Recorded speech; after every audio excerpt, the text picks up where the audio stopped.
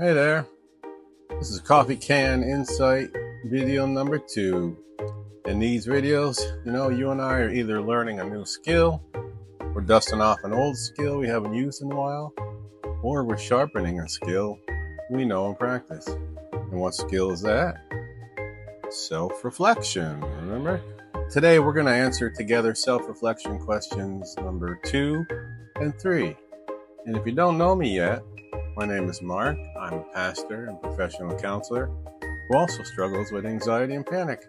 Welcome to my channel. Less than stressed.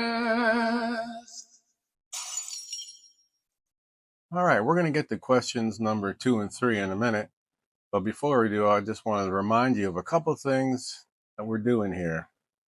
First, we are on a journey of learning to practice the skill of self-reflection. So I have 40 self-reflection questions in my coffee can here. Remember that? There it is. The old chock full of nuts. But now I only have 39 because in our first video, we answered one question.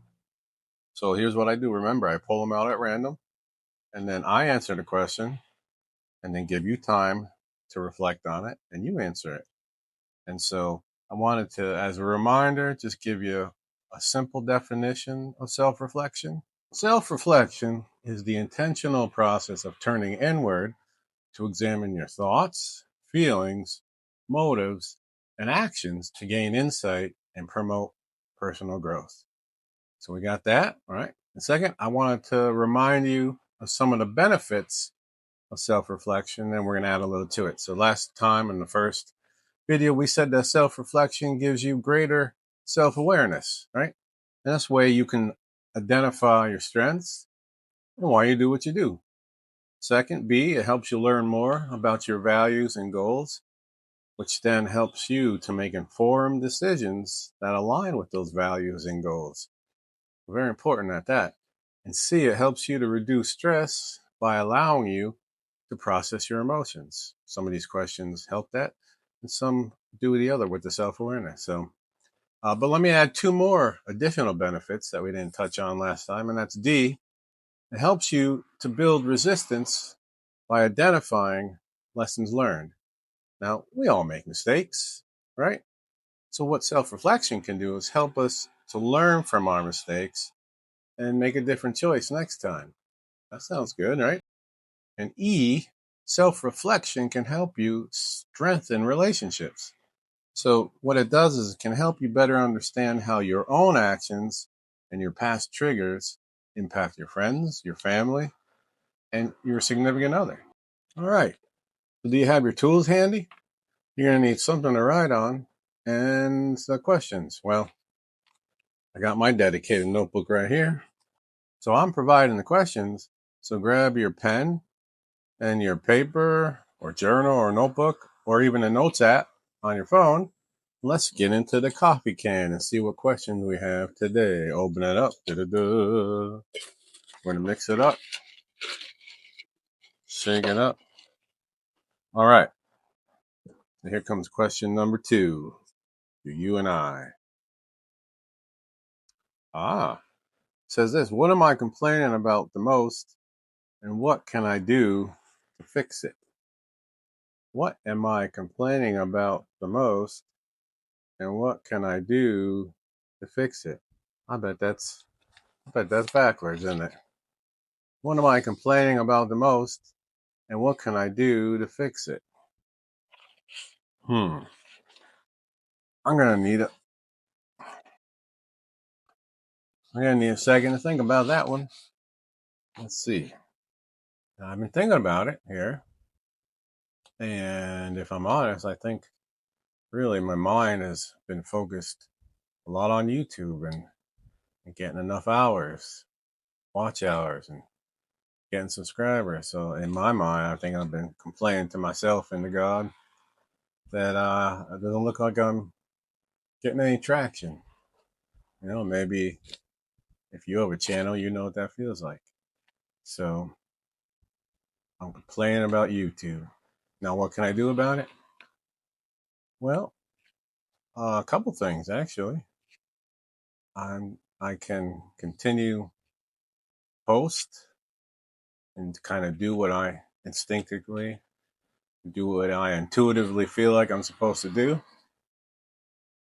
and just say the things I feel like God wants me to say. So I'll do that. I'll do that. I can also continue to watch some how-to videos, take some action, and a big thing is sometimes you have to be patient, right? This isn't an overnight thing, and I'm not a patient person, so you have to be patient. So those are things I'm going to do, and maybe try to complain a little less. How about that? Because I think it's I think it's good to express your emotions, how you're feeling. Sometimes you need to let it out, but if you keep complaining without action, then you just got complaining. All right. So hopefully you can reflect on that question a little bit. And I'm going to shake up, get question number 2 flow, or number 3 rather. Here comes question number 3 for us to consider today. And that is, what am I taking for granted in my life? What am I taking for granted in my life? And again, I put it up here, but you probably going to be backwards, or maybe you won't be. Maybe you'll be able to see that. What am I taking for granted in my life? What am I taking for granted in my life? Well, if I'm being honest with that question, I would have to say a lot of things.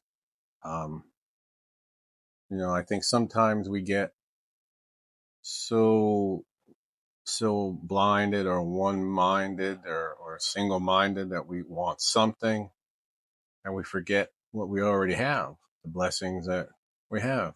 For instance, I have a place to live, I have shelter, I have plenty of food, I have, I could use more money, obviously, we all could.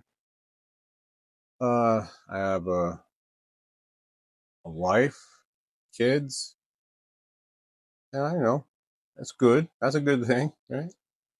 I belong to God's family. I have access to God anytime. I have a couple friends. Relatively, I have my health. Got some aches and pains, back issues, like we all have those aches and pains. And we live in America. We live in America. So I would say that all of those things I can sometimes take for granted. But I always remember that, we pretty much live like kings, don't we? You had it back in the day. You had to be a king to have food at your ready and people around you and thing. I have a cat. I have a pet. So all those things are good blessings that the Lord has given me. So it's something for you to think about. Is there that one or two, or maybe many things that you take for granted? So, all right. It looks like we've come to the end of another video, my friends. If there's anything you'd like to add or share, please feel free to do so in the comments. And if you found this video helpful, I want to encourage you to subscribe so that you don't miss our next self-reflection questions. Because again, we're going to do all 40 eventually. And I want you to be on the lookout for my second video on grief and loss. We're going to talk about some of the negative things we do when we're in grief. That should be interesting and eye-opening. And of course, be on the lookout for some more of the Coffee Can Insight videos. We're going to do a couple more questions next time. So I really want to encourage you to take some time with these questions, get some self-reflection flow in there, and I tell you, it will definitely help you. All right. So, as always, till I see you again, you know what we say. Take care of yourself and have a blessed day. I find your lack of subscribers disturbing.